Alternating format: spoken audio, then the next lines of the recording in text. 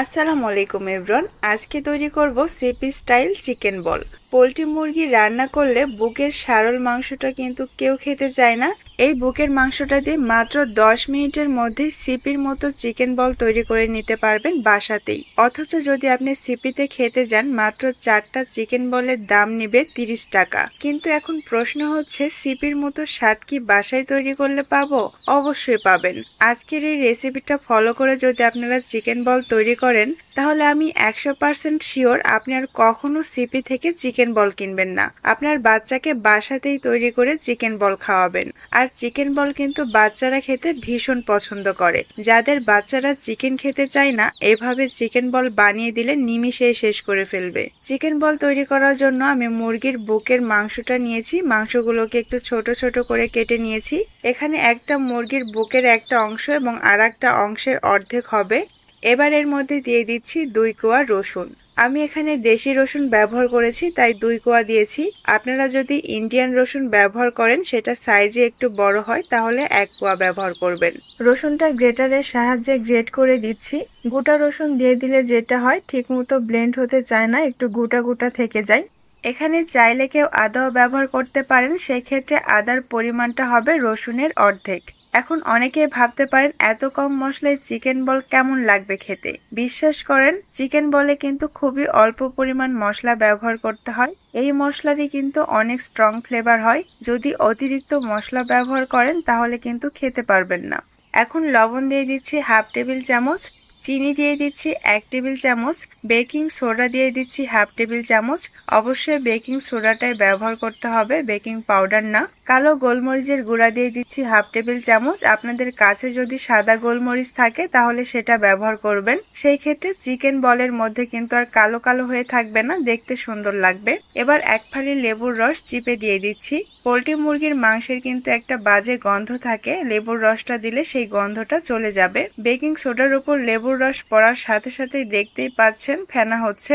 তো যাই হোক, এই পর্যায়ে কিন্তু আমি কাঁচামরিচ দিতে ভুলে গিয়েছিলাম। আপনারা এই পর্যায়ে 2টা কাঁচামরিচ কুচি করে দিয়ে দিবেন। আপনার বাচ্চা কেমন ঝাল খেতে পছন্দ করে সেটা বুঝে দিবেন। এখন সবকিছুকে একটা ব্লেন্ডার জারের মধ্যে নিয়ে নিচ্ছে আর খুব ভালোভাবে এটাকে ব্লেন্ড করতে হবে। ব্লেন্ডার জার ব্যবহার করার ক্ষেত্রে অবশ্যই লক্ষ্য রাখবেন আপনার ব্লেন্ডারটা যেন পাওয়ারফুল হয়, তাছাড়া ব্লেন্ডারটা নষ্ট হয়ে যেতে পারে। চিকেনটাকে একবার ব্লেন্ড করে নেওয়ার পর দেখতেই পাচ্ছেন এটা কতটা স্মুথ হয়েছে। এ পর্যায়ে এসে আমি কাঁচামরিচ কুচি দিয়ে দিলাম। এবার এর মধ্যে দিয়ে দিচ্ছি 1/4 কাপ পানি। পানি দেওয়ার পর আবারও ব্লেন্ড করে নিতে হবে। একবার পানি দেওয়ার পরে ব্লেন্ড করে নিয়েছে আর দেখতেই পাচ্ছেন আগের তুলনায় এটা কিন্তু আরো বেশি স্মুথ হয়ে গেছে। এবার আমি আবারও 1/4 কাপ পানি দিয়ে দিচ্ছি আর আবারও ব্লেন্ড করে নিব। ব্লেন্ড করার কাজটা কিন্তু খুব ভালোভাবে করতে হবে। চিকেন বল তৈরি করার ক্ষেত্রে চিকেনটাকে যত সুন্দর করে ব্লেন্ড করতে পারবেন চিকেন বলটা ততই ভালো হবে। মাঝখানে কিন্তু আমি আবারও একবার 1/4 কাপ পানি ব্যবহার করেছি আর এবার এটা দেখতে এমন হয়েছে। এখন এর মধ্যে দিয়ে দিচ্ছি 1/4 কাপ কর্নফ্লাওয়ার এবং সামান্য একটু তেল দিয়ে দিচ্ছি। আমি এখানে তেল ব্যবহার করেছি, আপনারা চাইলে বাটারও ব্যবহার করতে পারেন, সেই ক্ষেত্রে ফ্লেভারটা আরো ভালো আসবে। এবার আবারও সবকিছু একসাথে খুব ভালোভাবে ব্লেন্ড করে নিব। আর চাইলে এখানে সয়া সসও ব্যবহার করতে পারেন। সয়া সস ব্যবহার করলে চিকেন বলটা আরো ফ্লেভারফুল হবে। সবকিছুকে ব্লেন্ড করে নেওয়ার পর এবার চিকেন বল বানিয়ে নিব। হাতটা পানির মধ্যে ডিপ করে নিচ্ছি আর সামান্য একটু চিকেন নিয়ে চিকেন বলের শেপ দিচ্ছি। এভাবে করতে গেলে কিন্তু অনেকটা সময় লাগবে আর ধৈর্যেরও ব্যাপার। এত ধৈর্য আর সময় নেই, তৈরি করার মতো এনার্জি কিন্তু কারোরই থাকে না। তাই আমি চিকেনটাকে পলি ব্যাগের মধ্যে ভরে নিচ্ছি। আপনাদের কাছে যদি পাইপিং ব্যাগ থাকে সেই ক্ষেত্রে পাইপিং ব্যাগের মধ্যে ভরে নেবেন, আর যদি না থাকে তাহলে যে কোনো পলি ব্যাগের মধ্যে ভরে নেবেন। এবার চিকেনটাকে একটু ঝাঁকিয়ে নিচ্ছি এবং হাত দিয়ে একটু চেপে চেপে দিচ্ছি যেন চিকেনের মধ্যে থেকে বাতাসগুলো বের হয়ে যায়। চিকেনের মধ্যে বাতাস থেকে গেলে যেটা হবে, চিকেন বলের মধ্যেও কিন্তু বাতাস ঢুকে যাবে। এখন পলি ব্যাগের একটা কোণা কেটে নিচ্ছি। চিকেন বলগুলোর সাইজ কেমন করতে চাচ্ছেন সেটা বুঝে পলি ব্যাগের কোণাটা কেটে নেবেন। এবার এই চিকেন বলগুলোকে সিদ্ধ করতে হবে, সেই জন্য চুলায় পর্যাপ্ত পরিমাণে পানি বসিয়ে দিয়েছি। সামান্য একটু লবণ দিয়ে দিচ্ছি। কারণ চিকেনটা কিমা করার সময় যেই লবণটা আমরা ব্যবহার করেছিলাম পানির মধ্যে দেওয়ার পর সেই লবণটা কিন্তু কিছুটা হালকা হয়ে যাবে। পানির মধ্যে লবণ ব্যবহার করার কারণে চিকেন বলের লবণটা অ্যাডজাস্ট হয়ে যাবে। পানিটা হালকা গরম হয়ে আসতেই পানির মধ্যে চিকেন বলগুলো ছাড়তে থাকবো। পলিব্যাগের মধ্যে হালকা একটু চাপ দিব, বের হয়ে আসলে একটা ব্রেড নাইফের সাহায্যে আমি চিকেন বলগুলো পানির মধ্যে ছেড়ে দিচ্ছি। আর এই কাজটা কিভাবে করছি দেখতেই পাচ্ছেন। আমি ব্রেড নাইফের পিছনের অংশ ব্যবহার করে কাজটা করছি। আপনারা চাইলে ছুরি দিয়েও কাজটা করতে পারেন।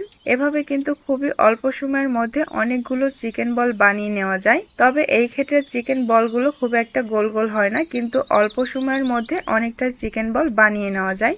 আমি সবগুলো চিকেন বল এভাবেই বানিয়ে নিব। যে চিকেন বলগুলো হয়ে যাবে সেগুলো কিন্তু একটু পরে পানির মধ্যে ভেসে উঠবে, আর যেগুলো কাঁচা থেকে যাবে সেগুলো কিন্তু পানির তলায় থেকে যাবে। যখন এগুলো হয়ে যাবে তখনই ভেসে উঠবে। আর এই পর্যায়ে চুলার হিটটা কিন্তু একদম লো আঁচে রাখতে হবে, কোনোভাবে চুলার হিটটা বাড়ানো যাবে না।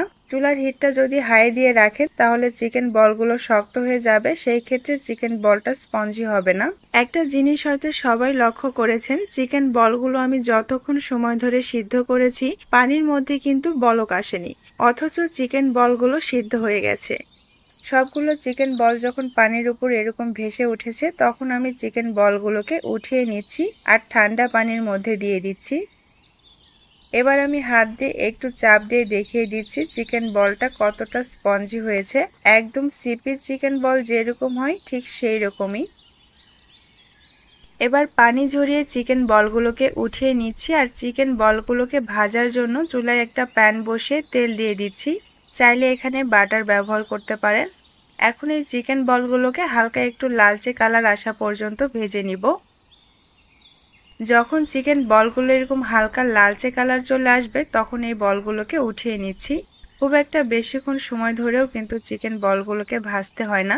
এবার এই চিকেন বলগুলোকে আমি টমেটো সসের সাথে সার্ভ করছি। আপনারা চাইলে গার্লিক সস অথবা যে কোনো সসের সাথে সার্ভ করতে পারেন। সিপি থেকে এত চড়া দামে আমরা চিকেন বল কেন কিনে খাই? কারণ খেতে অনেক বেশি মজা লাগে। খাবার স্বাদ হওয়ার জন্যই কিন্তু সবাই বাইরের খাবার খেতে পছন্দ করে।